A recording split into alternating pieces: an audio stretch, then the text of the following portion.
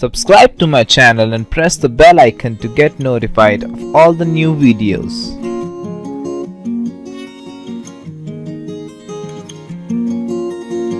Welcome back to the class of physics. तो आज हम पढ़ने जा रहे हैं वैद्युत द्विध्रुव के कारण किसी भी बिंदु पर विद्युत क्षेत्र की तीव्रता यानी कि electric field intensity at any point due to an electric dipole. एक इलेक्ट्रिक डाइपोल हमारे पास है, एक ए बी डाइपोल है। ए बी डाइपोल आप जानते हैं डाइपोल में क्या होता है, दो बिंदु आवेश होते हैं। कैसे कैसे होते हैं, समान होते हैं। एक नेगेटिव होता है तो दूसरा पॉजिटिव होता है। नेगेटिव और पॉजिटिव होते हैं दो बिंदु आवेश बराबर किंतु विपरीत, और बहुत ही अल्प आवेश, बहुत छोटे आवेश होते हैं और एक दूसरे से बहुत ही अल्प दूरी पर स्थित होते हैं। माना कि इनके बीच की जो दूरी है वो ये है 2l है, ठीक है, जो कि हम हमेशा लेते हैं। द्विध्रुव की जो लंबाई है वो 2l ली जाती है, ठीक है। और इसका मध्य बिंदु माने कि O है। इस मध्य बिंदु से, ठीक है, एक बिंदु P है जो कि इसके से काफी दूर, द्विध्रुव से काफी दूर स्थित है, जो कि r दूरी पर स्थित है। तो r दूरी पर स्थित किसी बिंदु P पर हम विद्युत क्षेत्र की तीव्रता निकालना चाहते हैं इस द्विध्रुव के कारण। अब आप देख रहे हैं ये जो द्विध्रुव है AB, इसकी जो अक्ष है वो A से B को मिलाने वाली रेखा ये एक्सिस कहलाती है द्विध्रुव की, और जो निरक्षीय रेखा होती है यानी कि इक्वेटोरियल लाइन होती है वो क्या होती है, इस अक्ष पर लंब होती है, यानी कि ये लाइन होती है और इसके सेंटर से जाती है, यानी कि लंबवर्धक रेखा पर रेखा जो होती है उसकी वह निरक्ष कहलाती है। तो ये बिंदु P न तो निरक्ष पर है और नहीं ये अक्ष पर है, तो क्या है, ये किसी भी बिंदु पर न अक्षीय स्थिति में न निरक्षीय स्थिति में। तो ये एक जनरल पॉइंट है। जनरल पॉइंट पर हम निकालना चाहते हैं कि विद्युत क्षेत्र की तीव्रता कितनी होगी। तो इसको कैसे निकालेंगे, हम जानते हैं कि वैद्युत द्विध्रुव का जो द्विध्रुव आघूर्ण होता है, वैद्युत द्विध्रुव आघूर्ण के बारे में आप जानते हैं। वैद्युत द्विध्रुव आघूर्ण, इलेक्ट्रिक डाइपोल मोमेंट, ये राशि मैंने बताई थी आपको, P = Q × 2l होती है और इसकी दिशा होती है -Q से +Q की ओर, ठीक है। ये होती है द्विध्रुव आघूर्ण कि नेगेटिव चार्ज ये है, पॉजिटिव चार्ज ये है, नेगेटिव से पॉजिटिव की तरफ को ये वेक्टर P की डायरेक्शन होगी और इसका परिमाण, वेक्टर P का परिमाण आपको मालूम है Q × 2l के बराबर होता है। अब हम क्या करते हैं, इस वेक्टर को दो पार्ट्स में डिवाइड करते हैं, दो घटकों में विभाजित करते हैं, इसको रिजॉल्व करते हैं, दो कंपोनेंट इसके बनाते हैं। किन किन दिशाओं में, दो लंबवत घटक इसके बनाएंगे, ठीक है। एक तो बनाएंगे हम OP के अनुदिश, ठीक है, इस दिशा में O से P की ओर, और एक बनाएंगे OP के लंबवत, ठीक है। मान लीजिए ये जो पॉइंट P है इसको O से मिलाने वाली जो रेखा है यानी कि OP, वो द्विध्रुव की अक्ष यानी कि AB से थीटा कोण बना रही है। मान लीजिए कोण थीटा है, ठीक है। तो अगर ये कोण थीटा है तो इसके दो घटक अगर वेक्टर P को तोड़े हम इधर और इधर, तो इसका एक घटक तो बनेगा इस दिशा में, चूंकि इधर एंगल है थीटा, मैंने बताया था आपको 11th में, जिधर एंगल होता है उधर क्या होता है, इसका कॉस होता है इसका कंपोनेंट, यानी कि क्या बनेगा P cos थीटा, ठीक है, इधर P cos थीटा होगा। और जिधर थीटा नहीं है इस साइड में ये क्या बनेगा P sin थीटा। तो हमने क्या किया, इस वेक्टर P को दो घटकों में विभाजित कर दिया। तो हम ये मान के चल सकते हैं कि वेक्टर P किसको रिप्रेजेंट करता है, वेक्टर P एक द्विध्रुव को, वैद्युत द्विध्रुव को रिप्रेजेंट करता है। यानी कि अब इस वैद्युत द्विध्रुव को हमने दो घटकों में तोड़ दिया। वेक्टर P को तोड़ने का मतलब द्विध्रुव को तोड़ दिया। तो हम एक द्विध्रुव ने मान करके इसकी जगह क्या कौन ले लेगा, दो द्विध्रुव ले लेंगे, ठीक है। कौन द्विध्रुव ले लेंगे, एक का द्विध्रुव आघूर्ण तो होगा P cos थीटा, दूसरे का द्विध्रुव आघूर्ण होगा P sin थीटा। यानी कि एक द्विध्रुव तो ऐसे बनेगा, इसका पॉजिटिव चार्ज इधर और नेगेटिव चार्ज इधर बन जाएगा, जिसका वैद्युत द्विध्रुव आघूर्ण P cos थीटा होगा। और दूसरा द्विध्रुव क्या बना, इसका नेगेटिव चार्ज इधर और पॉजिटिव चार्ज इधर बन जाएगा।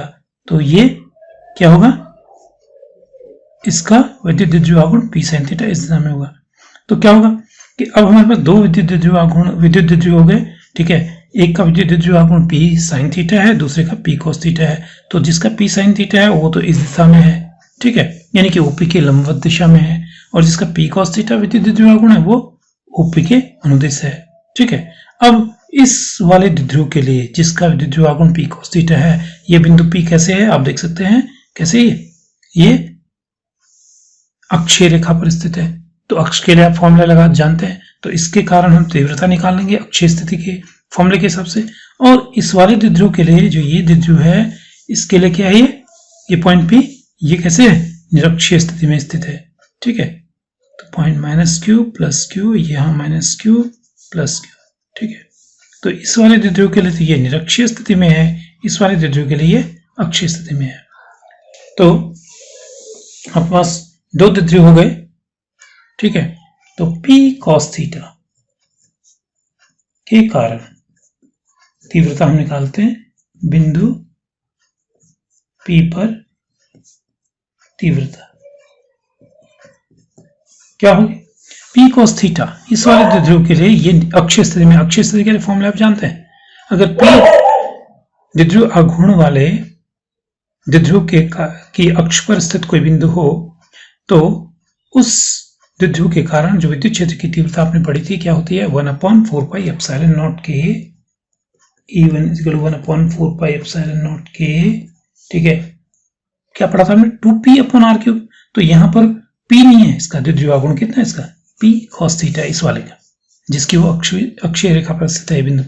तो इसके लिए क्या होगा, 2p cos थीटा। ठीक है, 2p/r³, p की जगह हमने p cos थीटा लेना है, और 2p/r³ मतलब 2p cos theta r³। r यहां से इसकी दूरी कितनी है, r है, तो कितना हो गया r³। और डायरेक्शन क्या होती है आपको पता है, अक्षीय स्थिति में स्थित किसी बिंदु पर विद्युत क्षेत्र की तीव्रता क्या होती है द्विध्रुव के कारण, वह उसकी दिशा होती है -q से +q की ओर। यानी कि इसकी दिशा किधर होगी, इधर से इधर, यानी कि किधर होगा, E1 वेक्टर E1 ये डायरेक्शन में होगा, यानी कि OP की दिशा में ही होगा। ये वेक्टर E1 की दिशा होगी और परिमाण होगा इतना।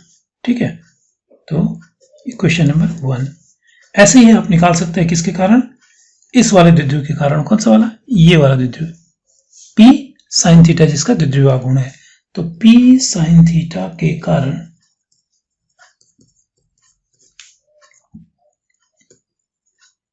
बिंदु P पर विद्युत क्षेत्र की तीव्रता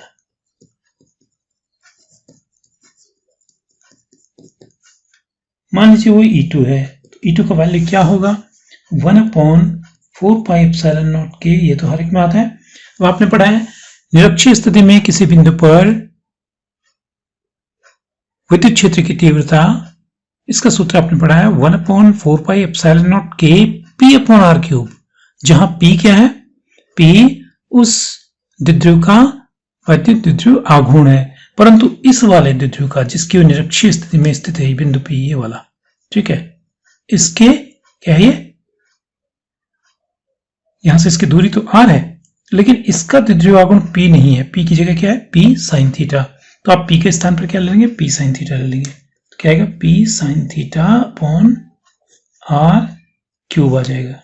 इक्वेशन नंबर 2। और इसकी डायरेक्शन क्या होती है, डायरेक्शन भी आपको पता है कि निरक्षीय स्थिति में जो डायरेक्शन होती है वो क्या होती है, उस द्विध्रुव की, जो ये निरक्षीय स्थिति वाला जो द्विध्रुव है ये वाला, इस द्विध्रुव के अक्ष के समांतर, तो इसकी अक्ष तो ये है, इसके समांतर, लेकिन किधर होती है, पॉजिटिव से नेगेटिव की ओर, +q से -q की ओर, यानी कि E2 की डायरेक्शन होगी ये।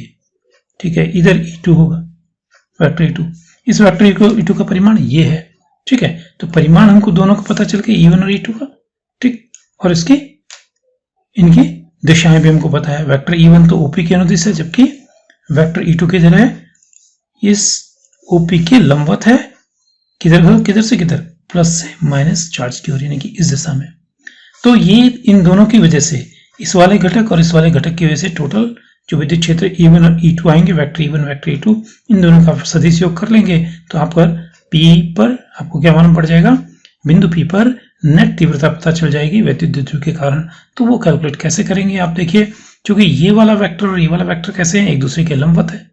ठीक है ना, लंबवत है ना, हमने इस दिशा में निकाला था, ये तो OP दिशा है, और ये दिशा क्या है, ये हमने इसके समांतर बनाई है, तो ये OP के लंबवत दिशा है। तो यानी कि ये दोनों घटक कैसे एक दूसरे के लंबवत हैं।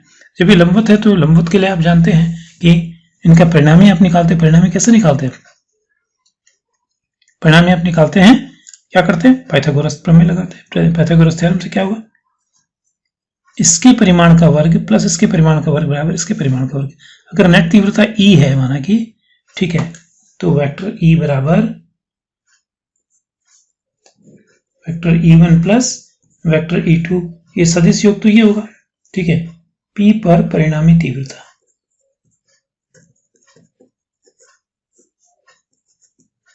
सदिश योग तो ये आएगा, लेकिन हम इसका पहले परिमाण देखते हैं। परिमाण क्या आएगा? E का परिमाण होगा, चूंकि E का वर्ग क्या होगा? E1 का वर्ग प्लस E2 का वर्ग, तो E बराबर क्या होगा? इन दोनों का वर्गमूल। तो पहले इसका E स्क्वायर निकाल लेते हैं, क्या होगा? E1 square plus E2 square, ये पाइथागोरस प्रमेय से निकाल लेंगे। तो कितना आएगा? E का वैल्यू निकालें तो इसका वर्गमूल हो जाएगा। किसका वर्गमूल होगा? E1 square plus E2 square का। ये कितना आना चाहिए? इसको आप कैलकुलेट कर सकते हैं इन दोनों फॉर्मूलेस को देख करके। E1 और E2 के फॉर्मूले देखिए, E1 का ये वैल्यू है, E2 का ये वैल्यू है।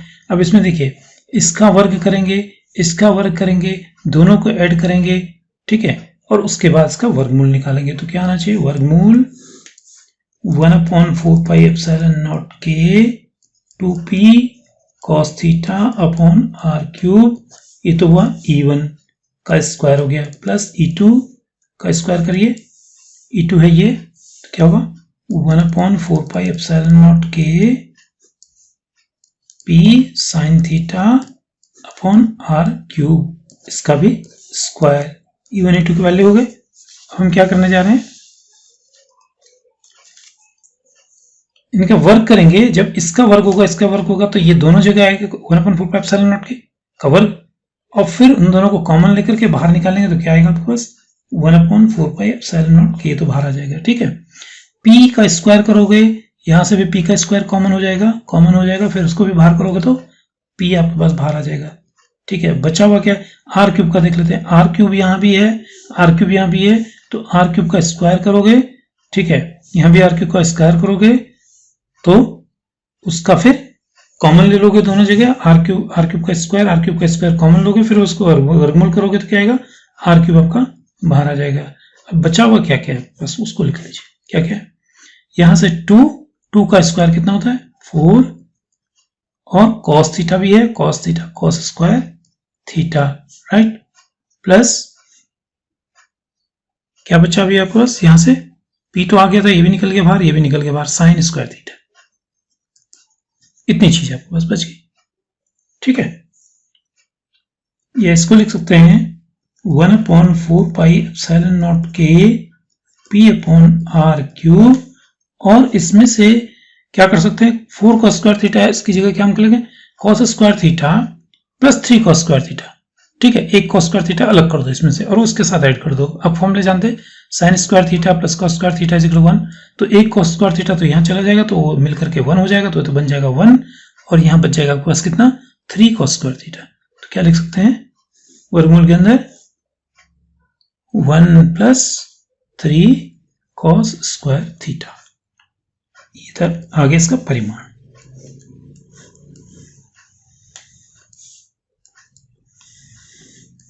तो ये हो गई नेट तीव्रता, समीकरण नंबर 3 से दी जाएगी। अब बात करते हैं इस वेक्टर E की जो दिशा होगी, यानी कि परिणामी जो तीव्रता हमारे पास जो ये आई, इसकी दिशा क्या होगी? मान लीजिए यह जो परिणामी वेक्टर है, वेक्टर E, यह वेक्टर E1 से माना कि अल्फा कोण बना रहा है। कितना कोण बना रहा है? अल्फा कोण बना रहा है।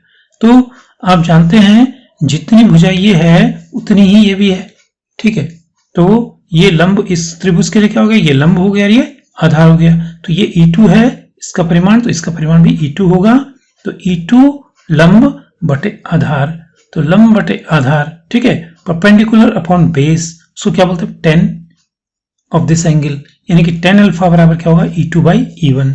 तो ये फॉर्मूला हम यहां पर लिख देते हैं, क्या? 10 alpha is equal to E2 upon E1, और E2 और E1 के वैल्यूज आप देख लीजिए। E2 और E1 के वैल्यूज आपके पास हैं, क्या है? 1/4 पाई एप्सिलॉन नॉट के p sin theta upon r cube. तो E2 का वैल्यू है 1/4 पाई एप्सिलॉन नॉट के p sin theta upon r cube. क्या इसमें E1 में 1/4 पाई एप्सिलॉन नॉट के कितना? 2p cos theta upon r cube. ठीक है, आर क्यूब से आर क्यूब कट जाएगा, पी से पी कट जाएगा, ये 1/4πε0 से 1/4πε0 कट जाएगा, बचा क्या आपका साइन थीटा बचा न्यूमरेटर में और डिनोमिनेटर बचा 2 cos थीटा। तो क्या लिखेंगे इसको, E2/E1 का value is equal to sine theta upon 2 cos theta. Sine upon cos जानते हैं आप 10 होता है, तो क्या हुआ 1/2 tan थीटा। तो tan अल्फा का वैल्यू हमारे पास मालूम पड़ गया, तो tan अल्फा बराबर 1/2 tan थीटा। तो ये डायरेक्शन के लिए ये फॉर्मूला हो जाएगा। इस फॉर्मूले से आप डायरेक्शन कैलकुलेट कर सकते हैं समीकरण नंबर 4 से। ठीक है, तो अल्फा क्या चीज है, जहां अल्फा ओपी दिशा से वेक्टर ई का कोण है। ठीक है, आप देख सकते हैं ये जो हमने देखा अल्फा क्या है, वेक्टर ई का कोण है, कहां से, इस दिशा से, वेक्टर E1 से। वेक्टर E1 किधर है, O से P दिशा में, तो OP दिशा से कितने कोण पर, अल्फा कोण पर है। ठीक है, ये OP दिशा से अल्फा कोण पर है। ठीक है, अल्फा ये, और थीटा क्या चीज थी, थीटा आपको पता है क्या, जो OP यानी कि बिंदु P को मिलाने वाली जो रेखा है, द्विध्रुव से बिंदु P को मिलाने वाली रेखा जो द्विध्रुव की अक्ष से जो कोण बना रही है वो थीटा है। ठीक है, थीटा क्या है, थीटा क्या चीज है, थीटा द्विध्रुव की अक्ष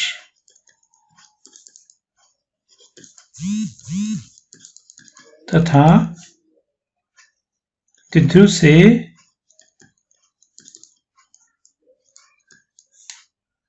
बिंदु को, जिस बिंदु पर आप विद्युत क्षेत्र निकाल रहे हैं उस बिंदु को मिलाने वाली रेखा के बीच कोण है। ठीक है, जहां ये, तो इस तरह से आप इस जो विद्युत क्षेत्र की तीव्रता है किसी विद्युत द्विध्रुव के कारण किसी भी बिंदु पर, उसको आप कैलकुलेट कर सकते हैं। ठीक है, तो ये फॉर्मूला आपके पास फाइनली बन जाता है, ये विद्युत क्षेत्र की तीव्रता किसी भी बिंदु पर। ठीक है, अब इसमें हम दो केसेस देखते हैं। एक तो हमने पढ़ा था विद्युत क्षेत्र की तीव्रता अक्षीय स्थिति में, तो अक्षीय स्थिति के केस में अगर मान लीजिए ये मान के चलते हैं कि सपोज ये पॉइंट P यहां ना होकर के इधर होता, देखिए ये पॉइंट P अक्षीय स्थिति में होता है इधर को। ठीक है, इस डायरेक्शन में होता है पॉइंट P, तो क्या होता है, इस थीटा का वैल्यू 0 होता, तो हम थीटा का वैल्यू अक्षीय स्थिति के केस में हम क्या करेंगे, थीटा का वैल्यू 0 रख देंगे। तो इसी फॉर्मूले में आप थीटा का वैल्यू 0 रखिए, थीटा का वैल्यू जैसे आप 0 रखेंगे तो cos 0 का वैल्यू कितना हो जाएगा 1, तो 1 हो गए इंटू 3, तो 3 हो गया, 3 and 1 कितना हो गया 4 का स्क्वायर रूट करोगे 2p, तो बनेगा क्या formula, E is equal to 1/4πε0 की 2p/r, यही पढ़ा था आपने। विद्युत क्षेत्र की तीव्रता अक्षीय स्थिति में किसके कारण, किसी द्विध्रुव के कारण, अक्षीय स्थिति में स्थित किसी बिंदु पर विद्युत क्षेत्र की तीव्रता जो कि r दूरी पर स्थित है द्विध्रुव से, तो उसमें होते 2p/r, और वो आपको कैलकुलेट हो जाएगा जब तक थीटा का वैल्यू क्या रखोगे, 0 रखोगे। ठीक है, और निरक्षीय स्थिति की बात करें तो निरक्षीय स्थिति कब बनेगी, जब ये जो बिंदु P है वो कैसे होता, इसकी लंबवर्धक रेखा पर यहाँ होता है, यानी कि P इधर होता। ठीक है, और इधर होने के लिए क्या चाहिए, थीटा आपको कितना चाहिए 90 डिग्री, और थीटा को 90 रखोगे तो निरक्षीय स्थिति वाला फॉर्मूला बन जाएगा। थीटा को 90 रखे इसी में। ठीक है, तो cos 90 कितना होता है 0, तो ये तो बन जाएगा 0, केवल ये 1 रह जाएगा, 1 का वर्गमूल करोगे 1, तो फॉर्मूला क्या बनेगा 1/4πε0 के p/r³। यही आपने पढ़ा था, किसी द्विध्रुव के कारण उसकी निरक्षीय स्थिति पर स्थित किसी बिंदु पर विद्युत क्षेत्र की तीव्रता का फॉर्मूला आपने पढ़ा था 1/4πε0 के p/r³, जो कब बन जाएगा जब थीटा 90 होगा। तो निरक्षीय स्थिति के लिए क्या करेंगे, थीटा का वैल्यू 90 करेंगे, अक्षीय स्थिति के लिए क्या करेंगे, थीटा का वैल्यू 0 करेंगे। ठीक है, तो आपके पास ई कैलकुलेट दोनों केस में हो जाएगा, यानी कि जनरल फॉर्मूला ये वाला। ठीक है, तो बस ये विद्युत द्विध्रुव के कारण किसी भी बिंदु पर विद्युत क्षेत्र की तीव्रता हम ऐसे ज्ञात कर लेंगे। आज की वीडियो में बस इतना ही। I'll be back with a new video on a new topic. Till then, keep studying and keep watching the previous videos. Thank you.